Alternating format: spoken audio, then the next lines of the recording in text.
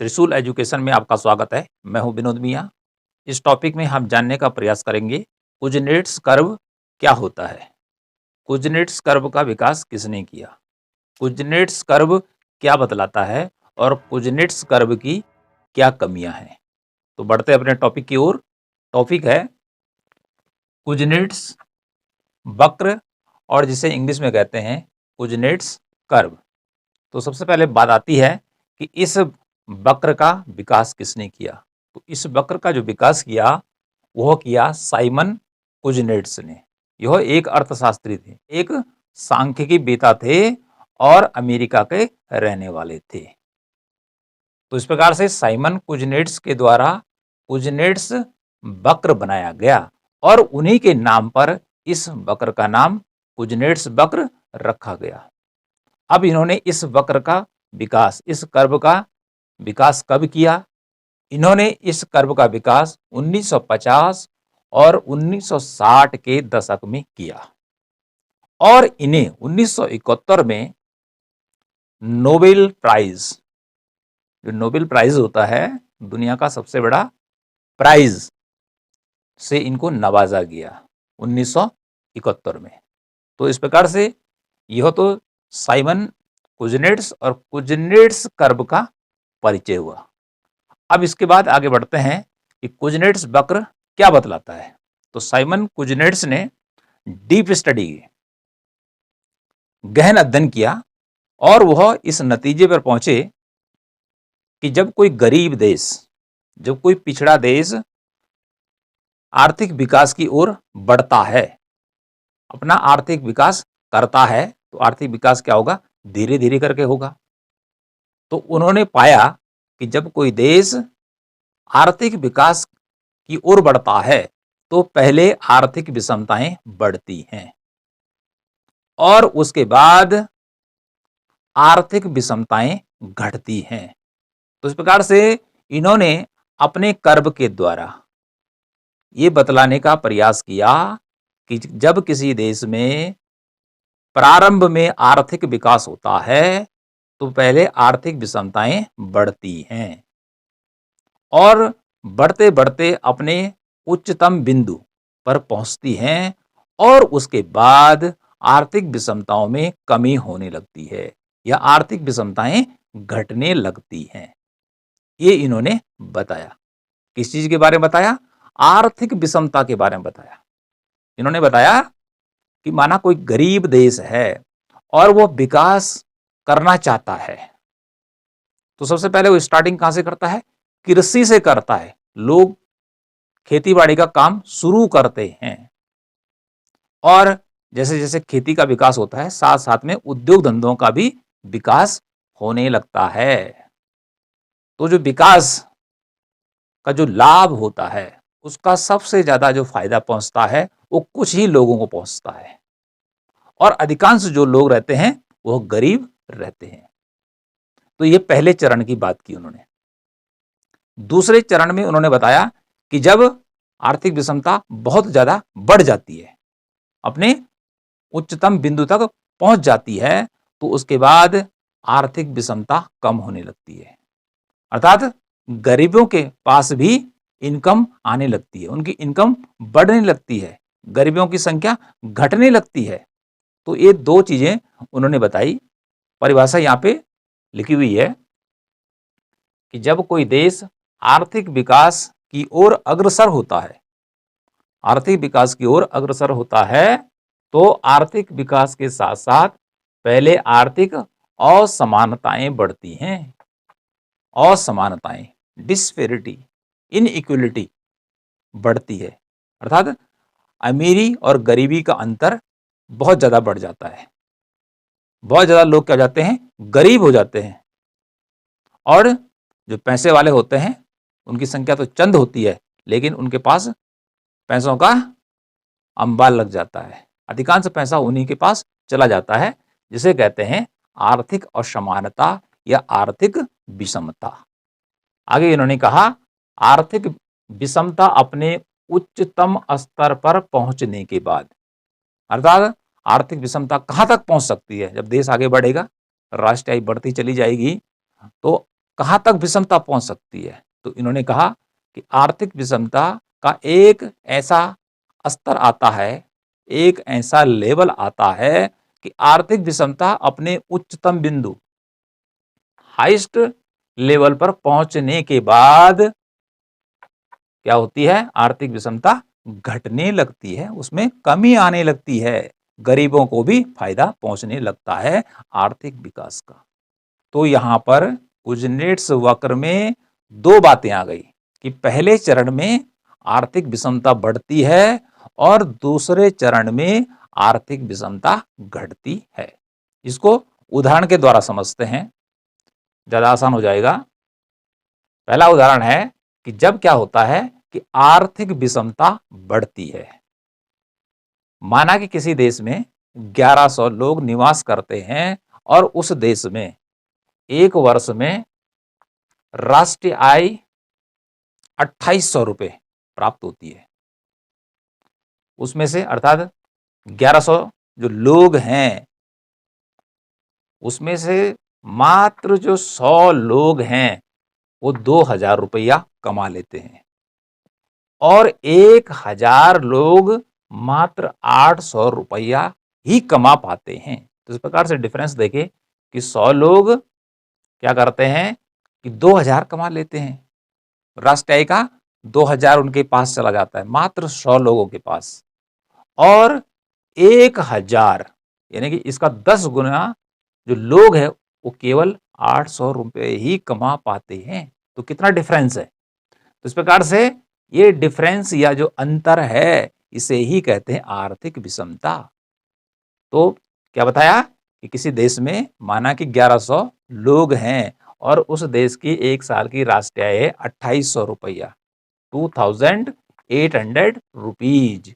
अब इसको टुकड़ों में बांटते हैं कि 100 लोग हैं वो एक साल में 2000 रुपये कमा लेते हैं, जबकि उनकी तुलना में 10 गुना ज्यादा लोग हैं, 1000 लोग मात्र 800 रुपये कमा लेते हैं। इस प्रकार से यहाँ पे देखिए अमीरी और गरीबी का जो अंतर है इसे ही आर्थिक विषमता कहते हैं। तो ये पहले चरण की बात हो, ऊपर के लिए एरो लगा दिया, इसका मीनिंग हो गया कि पहले आर्थिक विषमता बढ़ती है। दूसरे में कुजनेट्स ने क्या कहा? उन्होंने कहा कि आर्थिक विषमता अपने उच्चतम बिंदु पर, अपने टॉप या पीक पॉइंट पर पहुंचने के बाद घटने लगती है। तो दूसरा उदाहरण घटने का है। देश में जनसंख्या है 1100 लोग ओनली, ठीक है, राष्ट्रीय आय एक वर्ष की है 7000, 7000 रुपया है टोटल। अब इसको अलग अलग देखते हैं कि 500 लोग हैं वह 4000 रुपये कमा लेते हैं और 600 लोग हैं जो 3000 रुपया कमा लेते हैं। तो इस प्रकार से देखिए कि 500 लोग हैं ये कितना कमा लेते हैं? 4000 रुपया, और 600 अर्थात 100 ज्यादा लोग हैं वह मात्र 3000 रुपया कमा लेते हैं। लेकिन यहाँ पे जनसंख्या का अंतर देखिए मात्र 100 का है, 100 का है। तो यहाँ पर जो दूसरा वाला ये वाला उदाहरण है ये आर्थिक विषमता कम होने का है। यहाँ पर आर्थिक विषमता कम हुई है, ज्यादा लोगों के पास पैसा आया है, 500 लोगों के पास 4000 और 600 लोगों के पास 3000, तो आर्थिक विषमता कम हुई है। लेकिन ये कभी नहीं हो सकता है कि 500 लोगों के पास भी 4000 रुपये हो और यदि यहाँ पे भी 500 लोग हैं उनके पास भी 4000 रुपये हो, अर्थात सभी के पास बराबर इनकम हो। नेवर, दुनिया के किसी भी देश में ऐसा नहीं हो सकता है। तो इस प्रकार से ये पहला उदाहरण हो गया आर्थिक विषमता का और दूसरा उदाहरण हो गया आर्थिक विषमता कम होने का। अब बात करते हैं कि आर्थिक विषमता पहले बढ़ती है और उसके बाद घटती है, तो पहले बढ़ती क्यों है?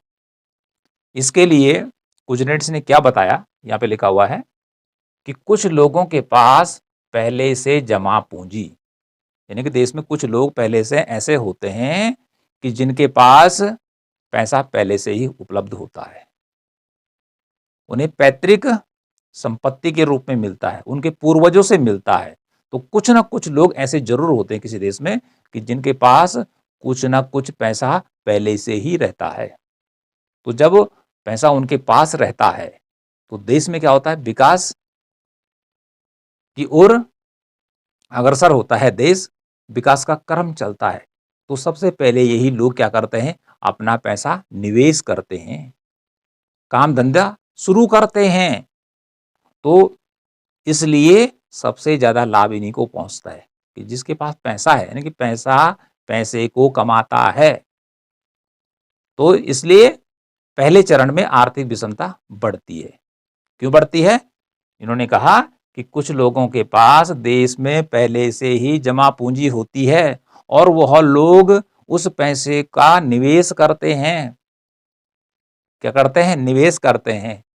चाहे वो खेती बाड़ी में करें, ठीक है, चाहे वो छोटा मोटा धंधा करके फैक्ट्री लगाएं या कोई अन्य काम करें, तो उसमें पैसा लगाएंगे तो फायदा किसको पहुंचेगा? कि जो पैसा लगाएगा। पैसा उसने क्यों लगाया? पैसा उसने इसलिए लगाया कि वो पैसे के द्वारा और पैसा कमाना चाहता है। तो ऐसी स्थिति में क्या होगा कि जिसने पैसा लगाया उसके पास ज्यादा पैसा होगा, लेकिन जो उसके यहाँ काम करेगा उसको कम पैसा देगा। तो इसलिए पहले आर्थिक विषमता बढ़ेगी। इसके बाद बोला कि आर्थिक विषमता घटती है दूसरे चरण में। ये दूसरा कारण है कि आर्थिक विषमता क्यों घटती है। पहला तो मैंने बता दिया कि क्यों बढ़ती है, अब दूसरा बता दिया, या दूसरे की ओर बढ़ते हैं कि सरकार की जन कल्याणकारी नीतियां। अब यहाँ पे गवर्नमेंट का रोल आ गया कि जब आर्थिक विषमता बढ़ते बढ़ते बहुत ज्यादा बढ़ जाती है तो उसको रोकने का काम किसका है? सरकार का है, गवर्नमेंट का है। तो गवर्नमेंट किस प्रकार से आर्थिक विषमता को कम करती है, कुछ उदाहरण यहाँ पे लिखे गए हैं। जैसे रोजगार नीति, कि सरकार क्या करती है? रोजगार नीति बनाती है और उस नीति के अंतर्गत ऐसे लोगों को शामिल किया जाता है कि जो बेरोजगार होते हैं उनको रोजगार देने का प्रयास किया जाता है, चाहे वो प्राइवेट सेक्टर के माध्यम से दिया जाए या गवर्नमेंट सेक्टर के माध्यम से दिया जाए। तो रोजगार बढ़ेगा, यदि गरीब आदमी को रोजगार मिल जाता है तो उसके बाद इनकम बढ़ेगी, तो आर्थिक विषमता क्या होगी? कम होगी। ग्राम्य विकास नीति अर्थात ग्रामीण विकास के लिए सरकार क्या करती है? ग्राम्य अर्थात गांव का विकास करना है। गांव का विकास करने करते क्या हुआ कि गांव में सड़क नहीं है, सड़क बनाना है।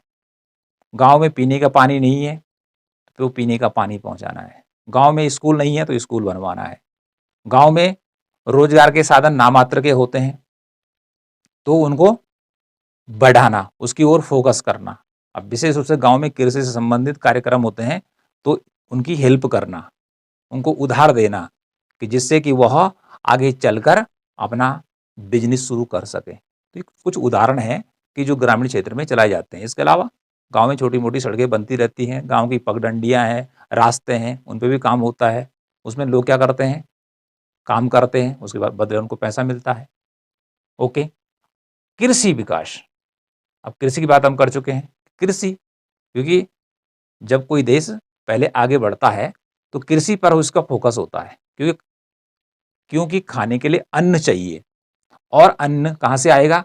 जमीन से आएगा। कृषि करके आएगा तो कृषि के विकास पर ध्यान दिया जाएगा कि सिंचाई की सुविधाओं का विस्तार किया जाएगा। फर्टिलाइजर नहीं है तो उसका विकास किया जाएगा, उसके कुछ या अधिक अधिक कारखाने लगाए जाएंगे, फैक्ट्रियां लगाई जाएंगी तो वहां लोगों को क्या मिलेगा? जॉब मिलेगा। इससे शहरीकरण भी होता है। ठीक है, कि जब क्या होता है, उद्योग धंधों का विकास होता है तो वहां पर लोग क्या करते हैं? गांव से शिफ्ट होके शहर की तरफ जाते हैं, पलायन कर जाते हैं रोजगार की तलाश में, क्योंकि गांव में रोजगार कम रहता है तो शहर में जाएंगे, फिर भीड़ भाड़ बढ़ेगी। तो इस प्रकार से जनसंख्या गांव से उठकर शहर चली जाती है, जिसे हम कहते हैं पलायन, माइग्रेशन हो जाता है। इसी प्रकार से औद्योगिक विकास, जिसकी बात मैं कर चुका हूं या कर रहा हूं, कि उद्योग धंधे कहाँ खोले जाते हैं? उद्योग धंधे वहां पर स्थापित किए जाते हैं कि जहां पर उस उद्योग या फैक्ट्री को लगाने के लिए कच्चा माल उपलब्ध हो। कि जैसे भिलाई है भारत में, तो भिलाई जो स्टील प्लांट है, ये इस्पात का कारखाना है, वो ऐसे क्षेत्र में लगाया गया है कि जहां पर क्या हो? लोहा भी नजदीक हो, कोयला भी नजदीक हो, पानी भी चाहिए। तो इसलिए लोहे की फैक्ट्री वहां लगाई गई है छत्तीसगढ़ में। गरीब कल्याण योजनाएं चलाई जाती हैं सरकार के द्वारा, जैसे वृद्धावस्था पेंशन दे दिया, वृद्धावस्था पेंशन दे दिया, फ्री का राशन दे दिया या कम रेट पर राशन उपलब्ध करा दिया। तो इस प्रकार से, या इसी से आगे चलते हैं, और क्या दे सकती है गवर्नमेंट? शिक्षा का विकास, फ्री एजुकेशन, प्राइमरी फ्री में, आपका इंटरमीडिएट फ्री में, बीए फ्री में, एमए फ्री में, अर्थात नामात्र के शुल्क पर आपको गवर्नमेंट पढ़ाने का काम करेगी। तो क्या होगा? शिक्षा के विस्तार करने से क्या होगा? लोग पढ़ेंगे लिखेंगे, जो गरीब का बच्चा है वो भी पढ़ेगा। तो जब वो पढ़ेगा लिखेगा, एजुकेटेड होगा, तो फिर वह जॉब लगेगा। तो पहले उसके पास पैसा नहीं था, लेकिन जब जॉब लगेगा तो पैसा आएगा, तो वह भी क्या होगा? अमीरी की ओर बढ़ेगा और अपने जीवन की सामान्य आवश्यकताओं को पूरा करने लग जाएगा। तो इससे अमीरी और गरीबी का अंतर घटने लगता है सरकार की नीतियों के कारण। ठीक है, इसी प्रकार से स्वास्थ्य का विकास यदि सरकार क्या करती है? गवर्नमेंट हॉस्पिटल खोलती है जहाँ फ्री में ट्रीटमेंट होता है। तो वहाँ पर दो चीज़ें होंगी, एक तो हॉस्पिटल में लोगों का स्वास्थ्य, जब भी बीमार होंगे तो हॉस्पिटल होना बहुत ज़रूरी है। यदि आदमी काम करने में बहुत ही परफेक्ट है, बहुत ही निपुण है, लेकिन बीमार हो गया और ट्रीटमेंट नहीं हो पाता है, तो ऐसी स्थिति में वो काम नहीं कर सकता है, उसकी डेथ भी हो सकती है। इसलिए हॉस्पिटल का होना बहुत ज़रूरी है। तो हॉस्पिटल में काम कौन करते हैं? डॉक्टर करते हैं, नर्सेस करते हैं, जो पैरामेडिकल स्टाफ होता है, मतलब तमाम प्रकार के कर्मचारी वहाँ काम करते हैं। उनको क्या मिलेगा? जॉब मिलेगा। तो उनके पास क्या आएगा? पैसा आएगा। पहले उनके पास पैसा नहीं था, लेकिन जब जॉब लग गई तो पैसा आएगा। तो उससे क्या होगा? उनकी जो आर्थिक स्थिति है वो अच्छी होगी। सरकार क्या करती है? सड़कों का विकास करती है, रेल मार्गों का करती है, पत्तनों का करती है, पुल बनाती है, डैम बनाती है, ठीक है, आदि का विकास करती है। तो उस पर पैसा लगाती है, पैसा खर्च करती है, तो फिर वहाँ भी रोजगार क्या होता है? क्रिएट होता है। वहाँ भी लोग काम करते हैं। अब सड़क बनानी है, तो सड़क बनाने के लिए क्या करना पड़ेगा? कि जो मशीनें हैं वो मंगानी पड़ेंगी, तो फैक्ट्री से मंगानी पड़ेगी, फैक्ट्री स्थापित होगी, वहाँ भी लोग काम करेंगे, इधर सड़क में भी काम करेंगे, तो रोजगार बढ़ेगा। तो जो गरीब लोग हैं, जो बेरोजगार है, वो रोजगार में लगेंगे, उनके पास पैसा आएगा और इससे उनका जो स्तर है वो बढ़ेगा। तो अमीरी और गरीबी का अंतर कम होने लगता है। ओके, तो ये जो सारा हम आपको बता रहे हैं, इसको कहते हैं सार्वजनिक व्यय, यानी कि सरकार सार्वजनिक व्यय, यानी कि सरकार स्वयं पैसा लगाकर क्या करती है?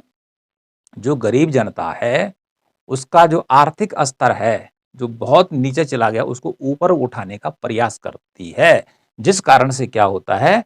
कुजनेट्स के अनुसार कि आर्थिक विषमताएं द्वितीय चरण में धीरे धीरे कम होने लगती हैं। तो इस प्रकार से दो कारण हो गए कि पहला आर्थिक विषमता क्यों बढ़ती है, और दूसरा हो गया कि आर्थिक विषमता क्यों घटती है। इसी के साथ आता है कि जब देश आर्थिक विकास करता है तो अधिकांश जो लोग होते हैं वो सब खेतीबाड़ी करते हैं। सबसे पहले स्टार्टिंग कृषि से ही होती है। जितनी भी नदी घाटी सभ्यताओं का विकास हुआ है वह कृषि से ही हुआ है, क्योंकि खाने के लिए सबसे पहले अन्न चाहिए। और उसके बाद क्या होता है कि जब कृषि धीरे धीरे आगे बढ़ने लग जाती है तो फिर उद्योग धंधों की ओर ध्यान दिया जाता है। और उद्योग धंधे में, जैसे मैंने पहले बताया, वह ऐसे स्थान पर स्थापित किए जाते हैं कि जहां पर उसके लिए कच्चा माल उपलब्ध हो और साथ में बाजार भी उपलब्ध होना चाहिए, उसको खरीदने वाले भी चाहिए। तो जब उद्योग धंधे कहीं पर स्थापित होते हैं तो लोग वहां पर रोजगार की तलाश में जाते हैं। तो कुछ लोग को जॉब मिलता है, तो जो लोग इधर उधर से सुनते हैं कि वहां जॉब मिल रहा है, तो फिर ठीक है कि कई कोनों के लोग क्या होते हैं, उधर भागने लग जाते हैं। तो जिससे वहां जनसंख्या बढ़ने लगती है और जो ग्रामीण जनसंख्या है वो घटने लगती है। तो कृषि से हटकर फिर उद्योग धंधों पर लोगों का निर्भरता बढ़ने लगती है। उसके बाद सर्विस सेक्टर का विकास होगा, अर्थात प्राथमिक क्षेत्र का विकास, द्वितीयक क्षेत्र का विकास और तृतीयक क्षेत्र का विकास। प्राथमिक क्षेत्र में कृषि आ गया, खनन आ गया, पशुपालन आ गया। द्वितीयक क्षेत्र में मैन्युफैक्चरिंग आ गई, तमाम प्रकार की फैक्ट्रियां आ गई। और तृतीयक क्षेत्र में तमाम प्रकार की सेवाएं आई। एक जगह से दूसरी जगह सामान ढोना, परिवहन के साधन हो गए। फोन करना है, इंटरनेट देखना है, कोई भी चीज़ सर्च करनी है वो दूर संचार के अंतर्गत आती है। बैंक है, ये बैंकिंग है, बीमा है, ये पढ़ाने का काम है, ये स्वास्थ्य का काम है, ये सर्विस सेक्टर का काम है। तो इस प्रकार से पहले प्राथमिक क्षेत्र, उसके बाद द्वितीयक क्षेत्र और फिर तृतीयक क्षेत्र का क्या होता है, विकास होता है। अब हम कुजनेट्स वक्र को एक रेखा चित्र के द्वारा या डायग्राम के द्वारा, फिगर के द्वारा समझेंगे। फिगर को बनाने के लिए आपको क्या करना है, दो अक्ष ड्रॉ करने हैं। ये हमारा एक्स अक्ष हो गया, जो हमारी पड़ी लाइन है वो एक्स अक्ष हो गया। इस पे लिखना है प्रति व्यक्ति आय, पर कैपिटा इनकम। और जो हमारा वाई अक्ष है, खड़ी रेखा, वर्टिकल एक्सिस, इस पे लिखना है आर्थिक विषमता का स्तर। तो इस प्रकार से प्रति व्यक्ति आय और आर्थिक विषमता के बीच यहाँ पे हम संबंध को देखेंगे कुजनेट्स के अनुसार। तो जो कुजनेट्स वक्र होता है वह अंग्रेजी के अक्षर यू का उल्टा होता है। अंग्रेजी का जो अक्षर है यू, यदि उसको उल्टा कर दिया जाए तो वह जो शेप ग्रहण करता है, वो जो आकार ग्रहण करता है, वो हमारा बन जाएगा कुजनेट्स वक्र। तो जो कुजनेट्स वक्र होता है वो अंग्रेजी के अक्षर यू का उल्टा आकार होता है। तो किस प्रकार से हम कुजनेट्स वक्र को ड्रॉ करेंगे, तो यहाँ पे हम जो कुजनेट्स वक्र को ड्रॉ करेंगे वो सीधे हमने उसको क्या करना है, ड्रॉ करना है उल्टे यू आकार में। इस प्रकार से देखिए, और हमारा ये कुजनेट्स कर्व इस प्रकार से ड्रॉ हो जाएगा।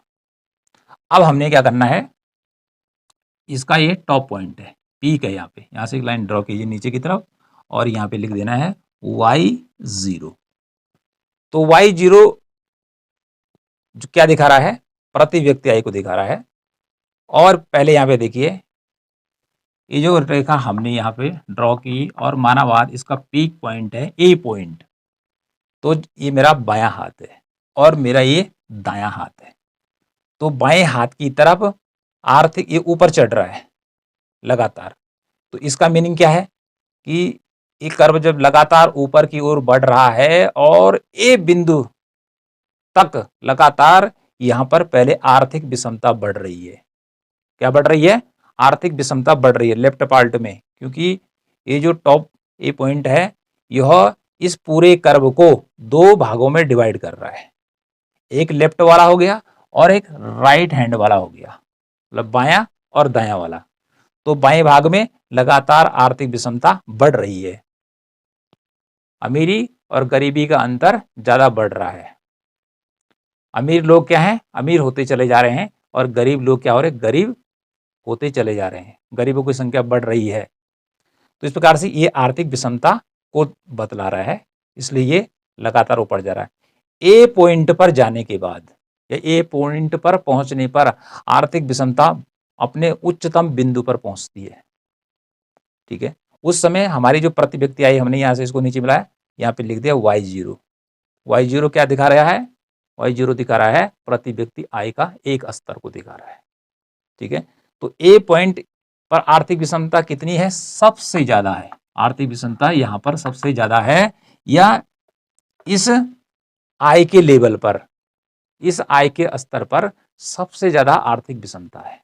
ठीक है, और इसके पल्ली तरफ, इस वाले भाग में क्या होता है कि ये वक्र पहले ऊपर चढ़ा, अब नीचे की ओर आ रहा है। तो इसका मीनिंग क्या हुआ, आर्थिक विषमता धीरे धीरे धीरे क्या होती है, घटने लगती है। तो इस प्रकार से इस ए पॉइंट ने इस उल्टे यू आकार के कुजनेट्स कर्व को दो भागों में बांट दिया है। इधर वाले भाग में आर्थिक विषमता बढ़ती है बाएं भाग में, और नीचे जब नीचे उतरता है कर्व, यू डाउन फॉल कर रहा है, इसका डिक्लाइन हो रहा है, तो आर्थिक विषमता घट रही है। तो इस प्रकार से वक्र का प्रथम भाग या प्रथम चरण, फर्स्ट स्टेप में आर्थिक विषमता बढ़ती है कि जब कोई देश क्या करता है, विकास की ओर बढ़ता है, और आर्थिक विषमता बढ़ते बढ़ते अपने टॉप बिंदु पर पहुंच जाती है, और उसके बाद आर्थिक विषमता घटने लगती है। तो किस बिंदु पर, किस पॉइंट पर आर्थिक विषमता सबसे ज्यादा है, ए पॉइंट है। ठीक है जी, और उस समय आय का, प्रति व्यक्ति आय का जो स्तर हमने ले लिया यहाँ पे y0 है, और इसके पल्ली तरफ उसके बाद आर्थिक विषमता घटेगी। ठीक है, तो इधर बढ़ेगी और इसी तरफ नीचे घटेगी। तो इस प्रकार से ये है कुजनेट्स कर्व। अब कुछ पॉइंट ले लेते हैं कि जहां पर हमारी आर्थिक विषमता कैसे बढ़ रही है। हमने यहाँ पे देखना है कि यहाँ पे ले लिया हमने, ठीक है, y0 हमने इसको y1 कर दिया, ठीक, और हमने इसको यहाँ मिला लिया और हम दिखा रहे हैं विषमता और डिस्पेरिटी को हमने डी से दिखा दिया। और यहाँ पे देखिए इतनी प्रति व्यक्ति आय बढ़ी, तो इतना इस बिंदु ये जो यहाँ टच कर रखा है, तो ओ से लेकर D1 तक क्या हुआ, ये आर्थिक विषमता बढ़ी। ठीक है, आगे पॉइंट और लेते हैं। इस यहाँ पे देखिए आय हर बढ़ी और ये हो गई Y2 और इसको यहाँ मिलाएंगे तो ये हो गया D2। तो आर्थिक विषमता क्या हो रही है, ऊपर की तरफ बढ़ रही है। जैसे क्या हो रहा है, इधर की तरफ बढ़ रहा है और इधर तक भी बढ़ेगा, क्योंकि हमारा जो टॉप लेवल है ये है हमारा, ठीक है, D3। और ये आर्थिक विषमता क्या हो गई, और बढ़ गई। यानी कि इधर प्रति व्यक्ति आय बढ़ रही है, तो वैसे वैसे क्या हो रहा है कि आर्थिक विषमता बढ़ रही है। इधर की तरफ जो एरो बनाया हमने, इधर को इधर इधर, ये आर्थिक विषमता को क्या कर रहा है, प्रति व्यक्ति आय के साथ ऊपर आर्थिक विषमता को बढ़ा रहा है। कि क्या हो रहा है, कुछ लोगों के पास ज्यादा पैसा आ रहा है और कुछ लोगों के पास बहुत ही कम पैसा आ रहा है, जिसे हम आर्थिक विषमता कहते हैं। तो इस प्रकार से आर्थिक विषमता ऐसे बढ़ती है, ठीक है, और ये हमारा टॉप लेवल हो गया। अब आर्थिक विषमता कैसे घटती है, अब घटने का देखिए, उसके बाद यहाँ से डाउनफॉल हुआ। अब देखिए कि प्रति व्यक्ति आय का पहले लेवल इतना था, ठीक है, इतना प्रति व्यक्ति Y2 प्राप्त हो रही थी और उस समय विषमता थी D2, ठीक है। लेकिन अब इनकम तो इधर की तरफ बढ़ेगी आगे, तो इसी को आगे मिला देते हैं, यहाँ मिला दिया, ठीक है। और यहाँ देखिए, और यहाँ Y2 लिखा है, यहाँ लिखते हैं Y3। तो आर्थिक विषमता क्या हुई, पहले इस स्तर पर इतनी थी, ठीक है, पहले, और जबकि इनकम बढ़ी है, आगे बढ़ी है प्रति व्यक्ति आय, तो ये नीचे की ओर आया, ये नीचे की ओर आया है, देखो यहाँ देखिए। उसके बाद यदि हम इसी को भी मिला दें आगे, ठीक है, यहाँ, और इसको हम यहाँ नीचे कर दें तो Y4, तो आप देखेंगे कि आर्थिक विषमता इसके बाद क्या हो गई, और नीचे आ गई। इधर की ओर चलने पर, Y0 से इधर की तरफ चलने पर आर्थिक विषमता नीचे को ओर आ रही है। तो इस प्रकार से इसको हम इस प्रकार से भी नाप सकते हैं, लेकिन इतना दिखाने की जरूरत नहीं है। जो मैंने शेप आपको पहले बताया था, आपने उसको मुख्य रूप से याद रखना है कि किस प्रकार से ये क्या बदलाता है। जब ऊपर चढ़ रहा है ए पॉइंट पर कितना रहता है, उसके बाद जब नीचे होता है तो नीचे होने का मीनिंग क्या होता है, ये सारी चीजें इसके बारे में हमें पता होनी चाहिए। और साथ में जो मैंने आपको ये बताया कि हम कैसे कैसे मापेंगे भाई, कि पहले आर्थिक विषमता बढ़ रही है और प्रति व्यक्ति आय के साथ क्या रिलेशन है इसका, तो टॉप बिंदु पे दिखाया। उसके बाद हम बोले या बताया हमने कि घटती है, तो आय तो बढ़ गई Y3, लेकिन यहाँ पर विषमता पहले ऊपर थी, ये नीचे आ गई, ये नीचे आ गई, पहले ये ऊपर चढ़ा था, ये नीचे आ गई, ठीक है, आय का लेवल और आगे गया। तो इसी बिंदु पे देखिए कि जहाँ आर्थिक विषमता ज्यादा थी, बढ़ रही थी, यहाँ फिर ये नीचे आ गई, तो इस प्रकार से नीचे आएगी। तो इस प्रकार से ये कर्व क्या हो जाएगा, आपका उल्टे यू शेप का बन जाएगा। तो इस प्रकार से आपको बनाना आ जाना चाहिए, और साथ में बनाना ही नहीं आना चाहिए, बल्कि ये भी आना चाहिए कि ये बतला क्या रहा है। क्योंकि जो कुजनेट्स ने बनाया ये वक्र, तो उसने कुछ ना कुछ तो बताने के लिए ही बनाया है। उसने जो स्टडी की, और यहाँ तक देखिए कि जो स्टडी है उसकी, कि उसको नोबेल प्राइज भी मिला है 1971 में इकोनॉमिस्ट को। तो ये वाला जो क्वेश्चन है, ये जीके के अंदर नॉर्मल रूप से पूछा जाता है। ये साइंस का विषय है कि विटामिन, अब तुम आर्ट पढ़ो चाहे कॉमर्स पढ़ो या किसी भी स्ट्रीम से पढ़ो, और परीक्षा देने जाते हो तो विटामिन का क्वेश्चन आता ही है, ठीक है, ये प्रोटीन का आएगा। तो ऐसे ही इकोनॉमिक्स के प्रश्न वहां भी पूछे जाते हैं। अब अगले पॉइंट की ओर बढ़ते हैं कि इस कुजनेट्स कर्व में क्या कमियां हैं, कौन सी कमियां इस वक्र के अंदर हैं। तो इस वक्र के अंदर जो कमियां हैं, पहला तो यह है कि ये जो कुजनेट्स कर्व है, इस पर हम यह नहीं माप सकते हैं कि आर्थिक विषमता कितनी है, अंकों में कितनी है, उसकी संख्यात्मक माप कितनी है, ये नहीं जान सकते हैं। अर्थात इसकी संख्यात्मक माप नहीं है, इसकी डिग्री में माप नहीं हो सकती है कि 1 है, 2 है, 3 है, 4 है, 5 है, 10% है, 20%, 36% है, तो एकदम से ऐसा इस कर्व में नहीं है। दूसरा, एक कर्व अनुमान पर आधारित है कि प्रति व्यक्ति जैसे जैसे बढ़ती है या आर्थिक विकास जैसे जैसे होता है तो आर्थिक विषमता पहले बढ़ती है और फिर घटती है, तो ये अनुमान है। तीसरी कमी क्या है कि जो हम कह रहे हैं कि पहले आर्थिक विषमता बढ़ती है फिर घटती है, यह एक गुणात्मक कथन है जो कि इसकी विशेषता को बतला रहा है कि जैसे जैसे प्रति व्यक्ति आय बढ़ती है तो पहले आर्थिक विषमता बढ़ती है और ए पॉइंट के बाद आर्थिक विषमता घटती है, तो ये एक गुणात्मक कथन है। ओके, अगला जो है कि यह मात्रात्मक कथन नहीं है। मात्रात्मक कथन नहीं है कि जिसमें हम क्या करते हैं, क्वांटिटी मापते हैं, क्वांटिटी मापने का काम करते हैं, तो इस प्रकार से ये मात्रात्मक कथन नहीं है, एक गुणात्मक कथन है जो कि विशेषता को बतलाता है कि जब कोई देश पिछड़ा रहता है और आर्थिक विकास करता चला जाता है तो पहले आर्थिक विषमता बढ़ती है और उसके बाद घटती है। तो इस प्रकार से ये गुणात्मक कथन हो गया, मात्रात्मक नहीं है। मात्रा में माप होती है, संख्या में उसका मान निकाला जाता है, लेकिन यहाँ पर संभव नहीं है, ये केवल अनुमान पर आधारित है। तो ये तो इसकी कमियां हुई, लेकिन कमियां तो प्रत्येक कर्व के अंदर बताई गई हैं। हमने फिलिप्स कर्व बताया था, उसमें भी कमियां बताई गई है, क्योंकि इकोनॉमिक्स में जितने कर्व आए, पहले वाले ने बनाया तो दूसरे वाले ने उसको क्रिटिसाइज कर दिया और थोड़ा उसमें सुधार कर दिया, तो इस प्रकार का क्रम चलता रहता है।